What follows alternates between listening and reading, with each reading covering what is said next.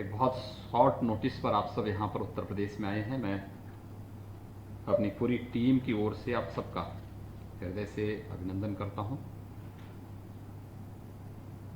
पिछले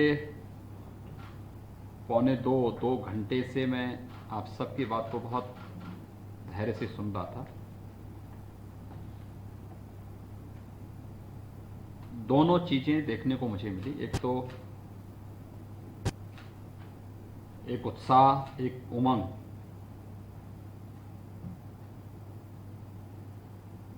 आप सबके अंदर भी देखने को मिली है और देश के हमारे जो अन्य इस फील्ड के दिग्गज हैं उन सबके अंदर भी देखने को मिला है। ये मेरे लिए बहुत अंतःकरण से प्रफुल्लित करने वाला क्षण है कि शासन की किसी घोषणा को उस फील्ड से जुड़े हुए लोग अंतःकरण से स्वीकार करें। दूसरा, एक पीड़ा इस बात की कि वास्तव में हम जिस समाज में, जिस संस्कृति में और जिस देश में निवास करते हैं उसके बारे में अपना कितना योगदान दे पा रहे हैं और उसको अपने अंतःकरण से स्वीकार करते हुए भी कि वास्तव में हम अपने लिए तो कर पा रहे हैं लेकिन कहीं ना कहीं कोई चूक जरूर हो रही है कुछ कारणों से, कि जो अपेक्षा इस इंडस्ट्री से है वह कहीं ना कहीं हम लोग मिस कर रहे हैं। एक अवसर हमें मिलेगा कि हम लोग फिर से इस चीज को आगे बढ़ाएंगे।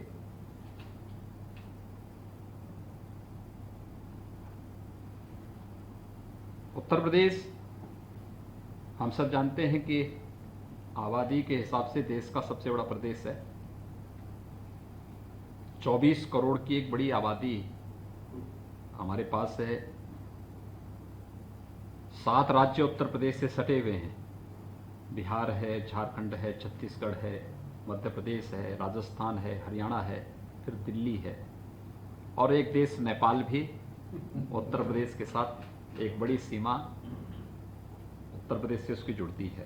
उत्तराखंड भी तो, हाँ, उत्तराखंड भी है, इसी में उत्तराखंड भी है, बंगाल भी है। नहीं, बिहार के बाद फिर बंगाल आ जाता है, लेकिन ये है, ये 7 राज्यों के साथ साथ एक देश के साथ हमारी सीमा जुड़ती है। और आप अद्भुत जो बात उत्तर प्रदेश के बारे में, उत्तर प्रदेश भारतीय संस्कृति और भारतीय परंपरा का एक केंद्र बिंदु है। प्राचीन पौराणिक कालखंड से लेकर के अर्वाचीन काल तक देश की आजादी की लड़ाई में भी इसका जो योगदान है, आखिर दुनिया की सबसे प्राचीन नगरी काशी उत्तर प्रदेश में है। मर्यादा पुरुषोत्तम भगवान श्री राम की जन्मभूमि उत्तर प्रदेश में है। भगवान श्री कृष्ण की पावन जन्मस्थली उत्तर प्रदेश में है। गंगा यमुना के संगम की स्थली प्रयागराज उत्तर प्रदेश में है। देश के अंदर अगर हम पुराणों की धरती के रूप में इसकी वो करें तो वह नैमिष तीर्थ भी श्रीमद् भागवत महापुराण का सबसे पहला वाचन जिस धरती पर हुआ था वह उत्तर प्रदेश में है। सुख तीर्थ उत्तर प्रदेश में है। यानी अपनी वैदिक और पौराणिक परंपरा को समेटे हुए चित्रकूट को आप ले लीजिए, आपका अन्य जितने भी श्रृंगेरपुर को ले लीजिए, कौन सा ऐसी जगह है जो यहां पर नहीं है। हम वैदिक काल से, रामायण काल से, महाभारत काल का हस्तिनापुर भी उत्तर प्रदेश में ही है। और जिस क्षेत्र में हम लोग इस फिल्म सिटी के लिए प्रस्तावित किया है, जहां पे भी यमुना अथॉरिटी की ओर से जो प्रेजेंटेशन प्रस्तुत भी किया गया है, देखिए ये भारत की उस जिस नाम से भारत का नाम भारत पड़ा, भरत, शकुंतला पुत्र भरत के नाम पर ये उसी हस्तिनापुर के आसपास का क्षेत्र है जहां पर ये फिल्म स्टूडियो हम लोग फिल्म सिटी हम लोग प्रस्तावित कर रहे हैं। भारत की पहचान का प्रतीक बनेगा। गंगा और यमुना के बीच का भूभाग है। यमुना एक्सप्रेसवे, यमुना जी के पैरेलल जो हमारा एक्सप्रेसवे आ रहा है दिल्ली को आगरा से जोड़ने के लिए, उसके बीच में पूरा क्षेत्र पड़ता है। और इस पूरे क्षेत्र ने आपने देखा होगा कितना बड़ा योगदान दिया है देश की, यानी मध्य के उस कालखंड में जब इस देश पे हमले हो रहे थे तब भी यह क्षेत्र जूझता रहा, लड़ता रहा, कार्य करता रहा। और देश की आजादी में भी इस क्षेत्र की भूमिका उसको कोई नकार नहीं सकता है। प्रथम स्वतंत्र समर से लेकर के उसके बाद के कालखंड में अगर आप देखेंगे बहुत बड़ा योगदान रहा है इस भूभाग का, इस धरती का। तो स्वाभाविक रूप से वैदिक काल से लेकर के और आज के कालखंड तक भारतीय परंपरा, भारतीय संस्कृति और भारतीय सभ्यता की सबसे महत्वपूर्ण धरती उत्तर प्रदेश रही है। और भारतीय सिनेमा का बहुत बड़ा योगदान इस दिशा में है, देश को जोड़ने, केवल भारत के अंदर ही नहीं, भारतीय सिनेमा ने तो भारत के बाहर तक भारत की संस्कृति और सभ्यता को पहुंचाने का कार्य किया। हर एक के उत्थान और पतन का अपने एक समय होता है और ये धर्म चक्र है। ये उत्थान और पतन उसके साथ जुड़ा होता है, हम उससे अलग अपने आप को हटके नहीं देख सकते। इसलिए ये जितनी भी प्रक्रियाएं हैं, अगर बुरा हुआ है तो उसने अच्छा भी किया है और अच्छे बुरे के बीच में रास्ता हमें ढूंढना है, उससे हमें रास्ता निकालना है। हमें अच्छेपन के लिए भारतीय दृष्टिकोण हो, भारत की सभ्यता और संस्कृति को हम पूरे देश के अंदर गौरव के साथ पहुंचा सकें, पूरी मर्यादा के साथ पहुंचा सकें, इस भाव को लेकर के इस कार्यक्रम को आगे बढ़ाने की आवश्यकता है। और मैं आपको इस बात के लिए विश्वास के साथ कह सकता हूं कि कनेक्टिविटी के मामले में अगर आप देखेंगे तो बेहतर कनेक्टिविटी, हमारा जेवर एयरपोर्ट एशिया का सबसे बड़ा एयरपोर्ट बनने जा रहा है। अभी अगले महीने से हम लोग उस पर कार्य प्रारंभ करने जा रहे हैं और 2023 से हमारा प्रयास है कि हम उसको फंक्शनल करेंगे। सबसे बड़ा एशिया का एयरपोर्ट बनेगा, ग्रीनफील्ड एयरपोर्ट, इंटरनेशनल एयरपोर्ट के रूप में हम उसे डेवलप कर रहे हैं। हमारी सारी कार्रवाई पूरी हो चुकी, 5000 एकड़ में वो बन रहा है, बहुत बड़ा एयरपोर्ट बन रहा है। दूसरा उसकी कनेक्टिविटी जो हम दे रहे हैं, इस कनेक्टिविटी के साथ साथ हमने इंफ्रास्ट्रक्चर के लिए और भी कुछ किया है। हम ये जो पूरा क्षेत्र है यहां पे मेट्रो की भी 4 लेन की कनेक्टिविटी तो अभी भी है, मेट्रो की और भी जो आधुनिक सुविधाएं होंगी इन सब के साथ हम उसको जोड़ने जा रहे हैं। हमने अपनी अथॉरिटी की पूरी बैठक, नोएडा, ग्रेटर नोएडा, यमुना अथॉरिटी, इन सब की बैठकें भी हमने की हैं। ये केवल फिल्म सिटी तक ही सीमित नहीं रहेगा, हम वहाँ पे एक वर्ल्ड क्लास इलेक्ट्रॉनिक सिटी भी देने जा रहे हैं और वर्ल्ड क्लास की एक फाइनेंशियल सिटी भी हम वहाँ पे प्रपोज करने जा रहे हैं, जो हर प्रकार की आर्थिक और वित्तीय गतिविधियों का संचालन वहाँ से कर सके। इस दिशा से भी ये सारी एक्टिविटीज हमारी वहाँ पे प्रारंभ होने जा रही हैं और इसको लेकर के बहुत तीव्र गति से हम लोग अपने कार्यक्रम को आगे बढ़ा रहे हैं। अब आश्चर्य करेंगे, 2017 के पहले उत्तर प्रदेश में हमारे केवल 2 एयरपोर्ट फंक्शनल थे और एक में कभी कभार कोई फ्लाइट आ पाती थी। आज हमारे यहाँ 7 एयरपोर्ट फंक्शनल हैं, 25 पे कार्य चल रहा है। हर एक कोने को हम टच कर रहे हैं। आजमगढ़ को भी हम वायु सेवा के साथ जोड़ रहे हैं। चित्रकूट में हमारा एयरपोर्ट बन रहा है, अयोध्या में हमारा एक बड़ा एयरपोर्ट बन रहा है। इसके साथ ही कुशीनगर में इंटरनेशनल एयरपोर्ट हमारा अगले 1.5-2 महीने में हम उसको फंक्शनल कर देंगे। बुद्ध हम दे रहे हैं दुनिया को, महावीर हम दे रहे हैं दुनिया को, कबीर हम दे रहे हैं दुनिया को।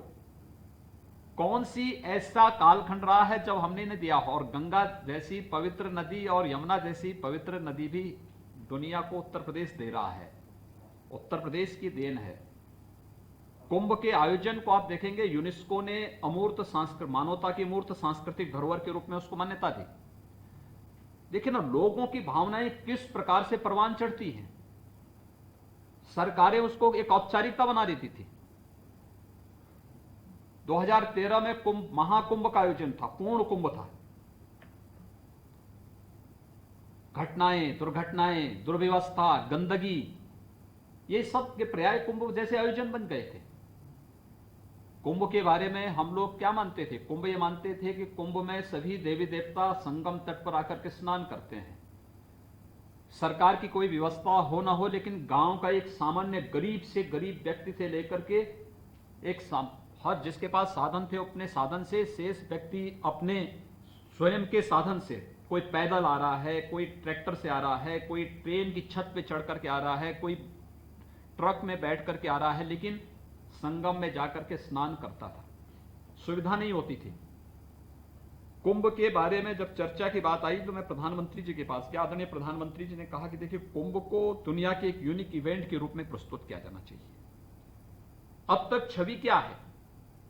कुंभ का मतलब अव्यवस्था, कुंभ का मतलब गंदगी, कुंभ का मतलब दुर्व्यवस्था, कुंभ का मतलब असुरक्षा।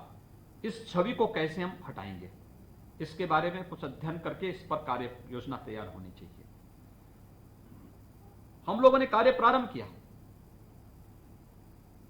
यद्यपि 2019 में कुंभ जो था वह पूर्ण कुंभ नहीं था, अर्ध कुंभ था, लेकिन हमने नाम बदला। हमने कहा नाम कुंभ होगा, अधूरा हमारे यहां कुछ नहीं होता है। हम आधे में नहीं, पूर्ण में विश्वास करते हैं, और इसलिए कुंभ नाम होगा। कुछ लोगों ने आपत्ति की तो मैंने उनको आमंत्रित किया। मैंने कहा मुझसे बातचीत करो, मैं इसका जवाब दूंगा। और फिर मैंने कहा कि देखिए, हमारे यहां पूर्णता से ही शुरू होती है और पूर्णता में ही समाप्त होता है। ओम पूर्णमदः पूर्णमिदं पूर्णात् पूर्णमुदच्यते, तो पूर्णस्य पूर्णमादाय पूर्णमेवावशिष्यते। मैंने कहा ये है भारत की वास्तविक परंपरा, इसलिए कुंभ कुंभ होगा। आप इसको महाकुंभ कर सकते हैं बाद में, लेकिन अभी कुंभ होगा, और कुंभ को हम इसी रूप में प्रस्तुत करेंगे। फिर हम लोगों ने कुंभ का पहली बार, देखिए हजारों वर्षों के इतिहास में पहली बार कुंभ का एक लोगो होना चाहिए। लोगो क्या होगा? हम लोगों ने लोगो को उसी रूप में प्रस्तुत किया। कुंभ के पीछे का उद्देश्य क्या? हमने प्रसून जोशी जी को भी बुलाया था। हमने उनको थॉट दिया। हमने कहा भी कुंभ का मतलब प्रयागराज में हो रहा है तो गंगा और यमुना का संगम हो, अमृत कलश वहां पे उतरता हुआ दिखाई दे रहा हो। हम उसको किस रूप में प्रस्तुत करते हैं, इस रूप में इसको हमें आगे बढ़ाना चाहिए। और फिर हम उसको प्रचार के एक माध्यम के रूप में लें। हमें स्वच्छ कुंभ देना है, हमें सुरक्षित कुंभ देना है, लेकिन हमें टेक्नोलॉजी को अपनाने में परहेज नहीं करना है। हम अपने पीछे पिछड़ेपन का थप्पा नहीं लगाना चाहते। हम भारतीय हैं, इस पर हमें गौरव की अनुभूति होनी चाहिए, लेकिन हम टेक्नोलॉजी को अपना करके उसको बेहतर करेंगे। आप आश्चर्य करेंगे, लोग मुझसे कहते थे कुंभ में इतनी बड़ी तैयारी आप कर रहे हैं, इलेक्शन के ठीक पहले ही आयोजन हो रहा है, और कोई घटना हो गई तो क्या होगा? मैंने कहा आप ये सोचते क्यों घटना होगी? भाई हम फुल प्रूफ व्यवस्था दे रहे हैं। उन्होंने कहा भीड़ होगी कैसे रोकेंगे? मैंने कहा आर्टिफिशियल इंटेलिजेंस का उपयोग करेंगे। उन्होंने कहा कोई आतंकी वारदात हो गई? मैंने कहा देश और दुनिया के सभी ऐसे जितने भी संदिग्ध चेहरे होंगे सब मेरे सॉफ्टवेयर में कैद होंगे, और वे इस क्षेत्र में कहीं घूमेंगे भी तो पहले ही अलर्ट आने लग जाएगा। इससे पहले वो कुछ करें हम उसका काम तमाम कर देंगे। आप चिंता मत करिए, हमारे पास सब कुछ है, हम उसको करेंगे। अब देखें इतना सक्सेसफुल रहा पूरा आयोजन। महाकुंभ के अवसर पर 2013 में 12 करोड़ श्रद्धालु आए थे, और जो अर्ध कुंभ जिसको कहते थे, जिसको हमने कुंभ कहा, उसमें 24 करोड़ से ज्यादा श्रद्धालु आए थे। कहीं गंदगी नहीं, कहीं अव्यवस्था नहीं, कहीं असुरक्षा नहीं, कहीं कोई दुर्व्यवस्था नहीं। और हमने ये भी व्यवस्था की पहले होता क्या था, श्रद्धालु आते थे दूर दूर से पैदल, उन्हें 20 किलोमीटर 25 किलोमीटर पहले उनको रोक दिया जाता था। हमने कभी याद करना 5 किलोमीटर से अधिक की दूरी न हो, और 5 किलोमीटर से हम पार्किंग, हर 5 किलोमीटर पार्किंग दे दीजिए, पार्किंग की पूरी व्यवस्था करिए। दूसरा ये भी व्यवस्था उसमें करिएगा कि 5 किलोमीटर से आने के लिए लोगों को हम लोग बैटरी चालित वाहन उन्हें उपलब्ध कराएं, वे लोग आ सकें और संगम तट के अधिकाधिक नजदीक उनको लेके आइए, जिससे अधिक से अधिक लोगों को सुविधा हो सके। आप आश्चर्य करेंगे कि हमारे यहां माघी पूर्णिमा के दिन कुंभ में 5.5 करोड़ श्रद्धालुओं ने एक दिन में स्नान किया और एक तिनका भी नहीं हिला। बहुत शांतिपूर्ण तरीके से सारा कार्यक्रम संपन्न हुआ। अपने चीजों को किस रूप में हमारा प्रस्तुतिकरण क्या होता है, ये निर्भर करता है। और मुझे लगता है कि भारतीय सिनेमा को भी हमें आज उस दिशा में ले जाने की आवश्यकता है। और उस पर बहुत साफ, जैसे बहुत सारे लोगों की पीड़ा इस बात को बताती है कि आप लोग चाहते हैं, जैसे कभी कैलाश जी ने भी कहा कि पहली फिल्म बनी थी सत्यवादी हरिश्चंद्र पे बनी थी, यानी हमारा उस समय फोकस क्या था कि हमें यानी गांधी जी का पूरा जीवन बदला कैसे, उनके नाटक को देख करके, उस समय की उन फिल्मों को देख करके, उन चित्रों को देख करके कैसे व्यक्ति में व्यापक परिवर्तन लाया जा सकता है, उसका आधार बना था ये। आपने देखा होगा जब रामानंद सागर जी ने रामायण सीरियल को प्रस्तुत किया था, मुझे लगता है आज भी हमने लॉकडाउन के दौरान देखा कि कितना व्यापकता उसमें देखने को मिली थी, किस रूप में लोगों ने उस चीज को स्वीकार किया। डिमांड होती थी कि इस एपिसोड को एक बार फिर से दिखाइए, फिर से दिखाइए, फिर से दिखाइए। हम किस रूप में प्रस्तुत करने का प्रयास कर रहे हैं, कैसे हम प्रस्तुत करना चाहते हैं अपनी चीजों को, ये इस पर निर्भर करेगा। और मुझे लगता है कि पीढ़ियां याद करेंगी जो आप अच्छी चीज देते हैं। भाई आज जब चाणक्य एक सीरियल आता है, लोग किस रूप में उसको देखते हैं, लोगों को अपनी परंपरा और अपनी संस्कृति का एहसास होता है कि वाह ये हैं हम, ये कर सकते हैं हम, अन्यथा किसी को पता ही नहीं। आखिर इन चीजों के बारे में देगा कौन? और मुझे लगता है सही परिप्रेक्ष्य में उसको हम रख सकेंगे तो उस दिशा में बेहतर प्रयास करना चाहिए। और हमारे यहां जो है, देखिए मैंने पहले भी यहां पे कहा, जो अभी यहां पर मेरे सामने जो बात अभी ओम जी ने जो बात कही कि वो आदि पुरुष के नाम पर एक फिल्म बनाना चाहते हैं, मैं स्वागत करूंगा। और मैं तो चाहूंगा कि पूरा रामायण सर्किट पे कार्य चल रहा है, रामायण सर्किट पे जो कार्य वर्तमान में चल रहा है, देखिए कितनी अद्भुत परंपरा है। और इस पे तो हमें गौरव की अनुभूति करनी चाहिए कि देखिए अभी अयोध्या विवाद का पटाक्षेप हुआ है, कितने शांतिपूर्ण तरीके से एक लोकतांत्रिक देश में लोकतांत्रिक मूल्यों आदर्शों की स्थापना करते हुए, जहां पे हर व्यक्ति को अपनी बात को बोलने की पूरी स्वतंत्रता है, और तब 492 वर्ष के विवाद को, जिसमें लाखों लोग जहां पर बलिदान हुए हों, और एक फैसले ने सभी लोगों को एक नया वो दे दिया हो। आपने देखा होगा ये भारत है। यानी हम लोग किस रूप में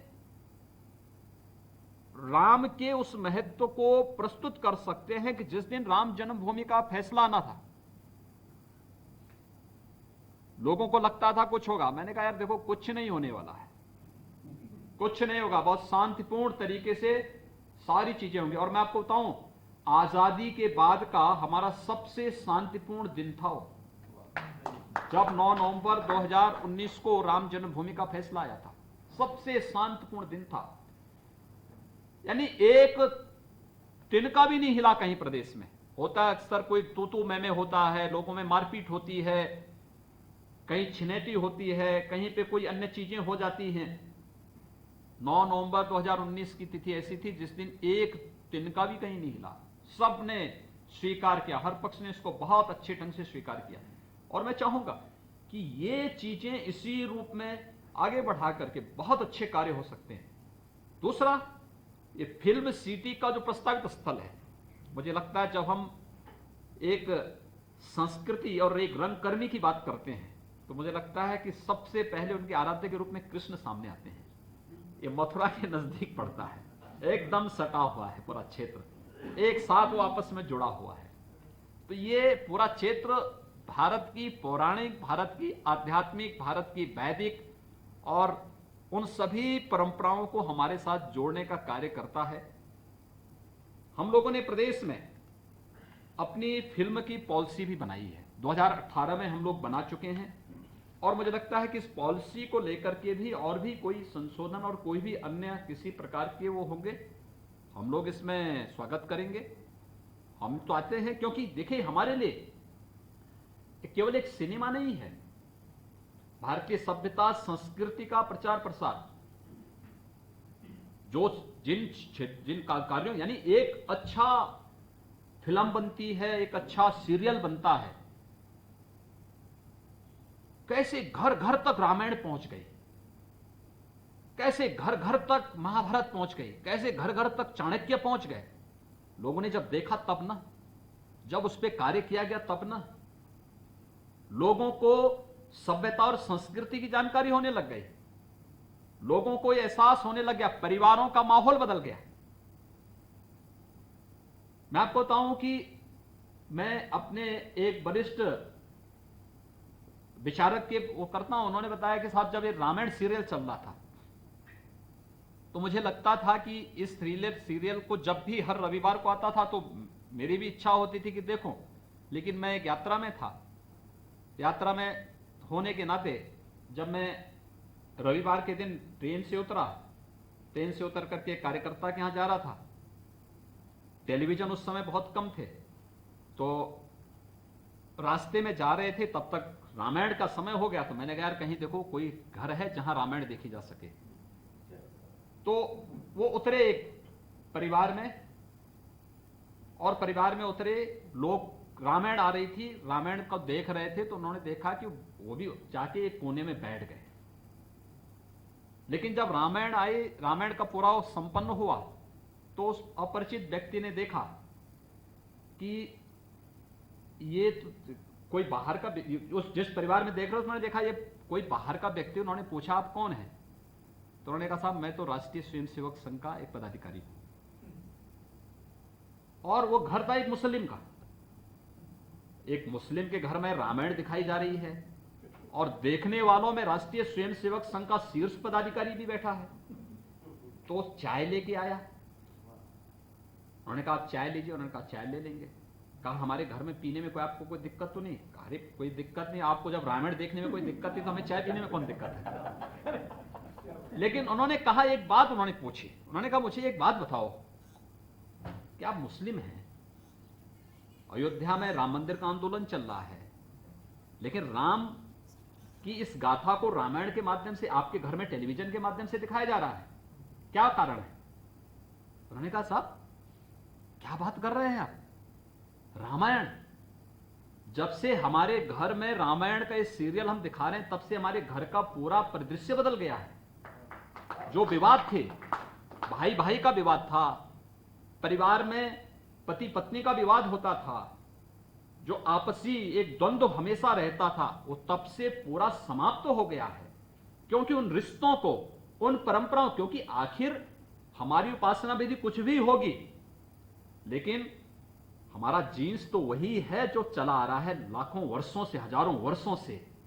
वह कोई क्षेत्र हो, कोई जाति हो, कोई मत हो, कोई मजहब हो, कोई संप्रदाय हो, यह तो एक उपासना विधि है, एक सामान्य व्यवस्था को संचालन करने के लिए बनाई गई एक व्यवस्था है। लेकिन जीन्स तो हमारा वही है। जब राम की बात होगी, कृष्ण की बात होगी, शंकर की बात होगी, भारत की किसी भी आध्यात्मिक परंपरा की बात होगी, तो हम उसके साथ जुड़ते हुए दिखाई देंगे। और यह हर एक भारतीयता को यह प्रभावित करता है, और वो चीजें हम लोग हर स्तर पर देखते हैं।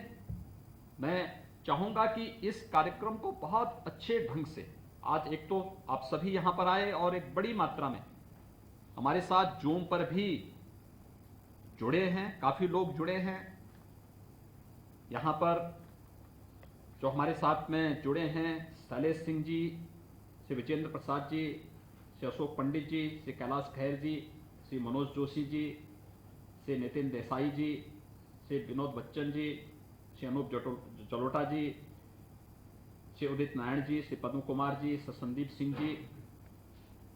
इसके अलावा हमारे साथ में जिन लोगों ने जूम के साथ भी यहां पर जुड़े हैं, खासतौर पर परेश रावल जी जुड़े, सतीश कौशिक जी जुड़े हैं, श्रीमती सौंदर्या रजनीकांत जी जुड़ी हैं, विवेक अग्निहोत्री जी, अनुपम खेर जी, नीरज पांडे जी, डेविड धवन जी, सुभाष घई जी, सिरक पटेल जी, भूषण कुमार जी, चंद्र प्रकाश द्विवेदी जी, राज सांडियन जी, विशाल चतुर्वेदी जी, प्रियदर्शन जी, महावीर प्रसाद जी, महावीर जैन जी, न्यू जर्सी से श्रीमती अनामिका श्रीवास्तव जी, मुराद अली जी, ओम रावत जी, मनोज जी, दीपक दलवी जी, ये सभी लोग जुड़े हैं और रवि किशन जी भी इसके साथ जुड़े हैं। मैं एक तो आप सभी को अपना समय निकालने के लिए हृदय से मैं धन्यवाद देता हूं। उत्तर प्रदेश सरकार की तरफ से आभार भी व्यक्त करता हूं, क्योंकि आप सब हमारी धरोहर है, संस्कृति और भारतीय परंपरा को एक मंच देकर के आने वाली पीढ़ी तक पहुंचा रहे हैं। सामान्य व्यक्ति ग्रंथ नहीं देख सकता है, सामान्य व्यक्ति इतिहास के पन्नों को पलट नहीं सकता है। तो ठीक है, उसको कोई एग्जाम पास करनी हो तब तो देखता है, नहीं देखता। लेकिन एक सिनेमा के माध्यम से आप उसको हमेशा के लिए उसके मानस पे इस बात को रख देते हैं, उसको हमेशा के लिए उसके साथ जोड़ देते हैं। तो ये एक बहुत बड़ा कार्य इस पर आपने ये किया है, इसके माध्यम से आप कर रहे हैं। और आज यहाँ पे आपने जो उत्साह दिखाया है, इसमें एक तो मुझे लगता है उत्तर प्रदेश में बहुत पोटेंशियल है। देखिए, हिंदी तो यहाँ की एक सामान्य बोलचाल की भाषा है, लेकिन 4 बोलियां यहाँ पे है। पूरब में आप जाएंगे भोजपुरी, मध्य में आप आएंगे अवधी, पश्चिम में आप जाएंगे ब्रज है, इधर आप जाएंगे बुंदेलखंडी है। तो ये 4 तो हमारी बोलियां यहीं पे हैं, उत्तर प्रदेश में ही हैं, और बहुत पोटेंशियल है इसमें, बहुत वो है। राजस्थानी हमसे जुड़ी हुई है, हरियाणवी हमसे जुड़ी हुई है।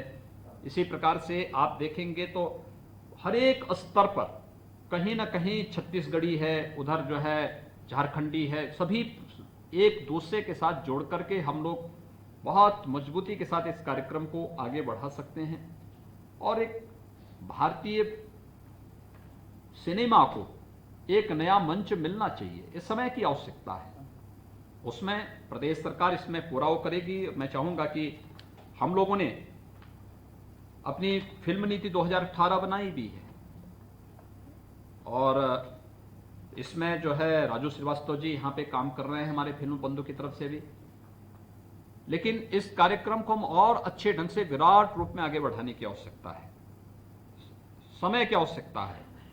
भारतीयता हमारे मन में होना चाहिए, हमें उससे इतर कहीं भी अपने को उससे इतर नहीं रखना होगा। और उसको लेते हुए अगर हम कार्य करेंगे, उत्तर प्रदेश सरकार इसमें भरपूर सहयोग करेगी, कहीं कोई दिक्कत नहीं आने वाली है। और जो मैंने पहले भी आपको बताया है, ये तो अपार संभावना वाला प्रदेश है, प्रकृति और परमात्मा की सीम कृपा इस पर है। तो इस चीजों से कभी हम जो यहाँ पे कार्य करेगा, इन चीजों के साथ जुड़ेगा, उससे अपने आप को कभी भी वंचित नहीं करेगा, रखेगा। उन सबके साथ स्वतः स्फूर्त भाव के साथ जुड़ता हुआ दिखाई देगा। मैं आप सभी को हृदय से धन्यवाद देता हूं, और खासतौर पर न्यू जर्सी से अनामिका जी जुड़ी। भारत और भारतीयता के प्रति उन्होंने जो कहा है, वो 20 साल पहले भारत को छोड़ी हैं, लेकिन 20 साल के बाद अगर उनको उत्तर प्रदेश के अंदर आने का अवसर मिले, हमने अभी 2019 में प्रवासी भारतीय दिवस का आयोजन प्रयागराज में किया था, और प्रयागराज में प्रवासी भारतीय दिवस के कार्यक्रम के साथ हम लोगों ने प्रवासी उत्तर प्रदेश का भी कार्यक्रम उसमें रखा था। प्रवासी भारतीय दिवस में 7,500 प्रवासी कामगार और प्रवासी भारतीय उसके साथ जुड़े थे। हमने प्रयागराज कुंभ में भी ले गए थे, फिर रिपब्लिक डे परेड में भी उनको हमने शामिल करवाया था। बहुत अद्भुत आयोजन था।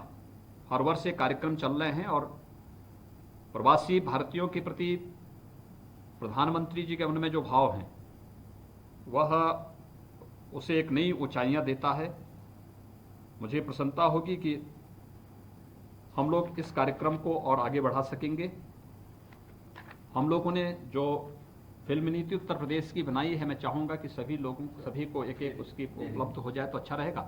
उसको एक बार देख लेंगे और इसमें अगर कोई संशोधन, किसी प्रकार का कोई प्रस्ताव जो इस फील्ड में प्रोत्साहन का होगा तो प्रदेश सरकार इसमें पूरा हर प्रकार से उसमें सहयोग करने को तैयार रहेगी। और मैं चाहूँगा कि आप में से सभी लोग मिल करके इसे मूर्त रूप देने में अपना योगदान दें, अपना सुझाव दें, अपने अनुभव का लाभ यहाँ पर देंगे तो हम लोग देश के लिए, देश की भावनाओं के अनुरूप एक नया मंच देने में हम लोग सफल हो सकेंगे। मैं एक बार फिर से आप सबका हृदय से अभिनंदन करता हूँ। आप जो प्रत्यक्ष रूप से आए हैं, जो लोग मेरे साथ यहाँ पर वेबिनार के साथ जुड़े हुए हैं, डिजिटल प्लेटफॉर्म के साथ यहाँ पर हमारे साथ जुड़े हैं, उन सब का भी हृदय से मैं अभिनंदन भी करता हूँ, धन्यवाद भी देता हूँ और विश्वास करता हूँ कि ये फिल्म सिटी का कार्यक्रम द्रुत गति से आगे बढ़ सके। प्रदेश सरकार पूरी सकारात्मक भाव के साथ इस कार्यक्रम को आगे बढ़ाने के लिए पूरी प्रतिबद्धता के साथ कार्य करेगी। आप सबका बहुत बहुत धन्यवाद। जय हिंद।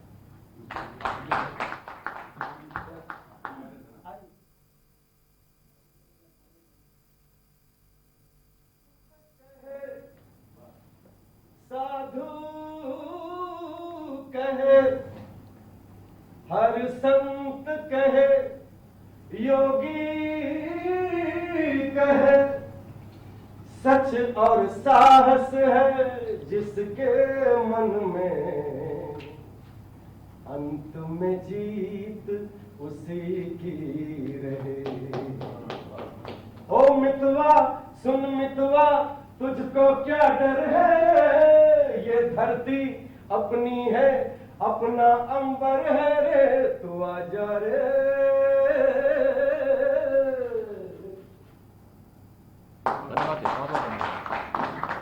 मैं एक माननीय मुख्यमंत्री जी ने इस अवसर को यादगार बनाने के लिए हम लोगों को आदेश दिया है कि कुंभ और रामलला अयोध्या की तरफ से जो है उन्होंने खुद